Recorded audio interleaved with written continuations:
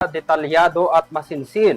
Ganito inilarawan ng Makabayan Block ang nilalaman ng sinumpaang salaysay ni Ramil Madriaga na dating umanong bagman ni Vice President Sara Duterte.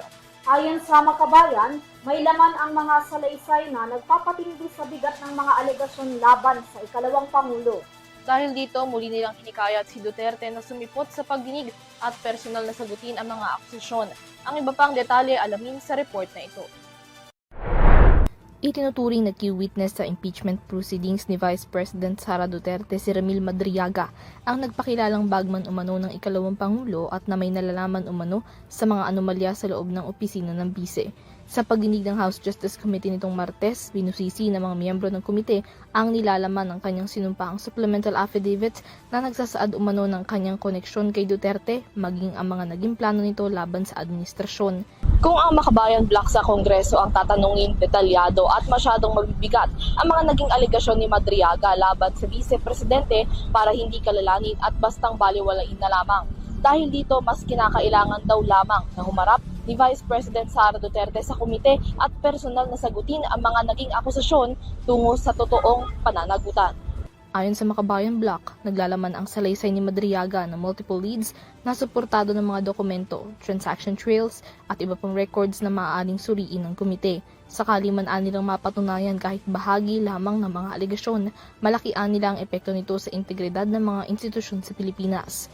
Bilang seryoso raw ang nilalaman ng mga salaysay, ang impeachment proceedings na nila ang pinakatamang venue para busisiin ang mga alegasyon, ang mga saksi, ebidensya, maging ang counter-arguments ng kampo ni Duterte.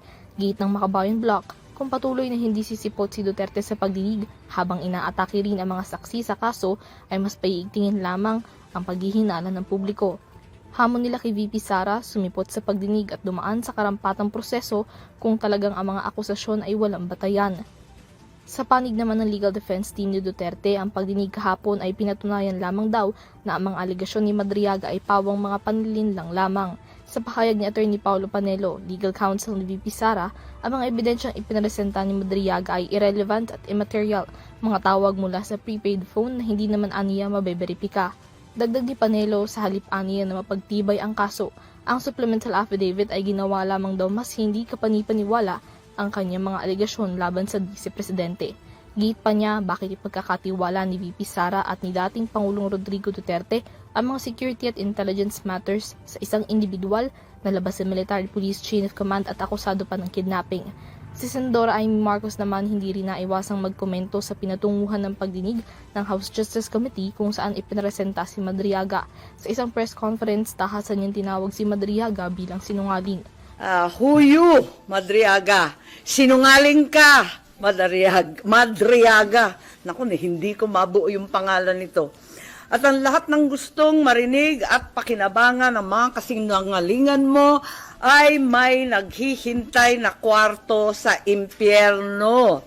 Ako, bilang senador at kapatid ni Bonget, 10 ng mga tunay na nakakaalam ng pangyayari ay may moral na pananagutan na pabulaan at itama ang nakakasukang kasinungalingan ni Madriaga. Inuulit ko, sinungaling ka, Madriaga, at hindi ako papayag na gamitin mo at ng mga kasamahan mo ang oras, ang espasyo, ang dignidad ng kahit na anong opisina o sangay ng gobyerno. Para sa EuroTV News, Mia Layagin, sumasaludo sa bawat Pilipino.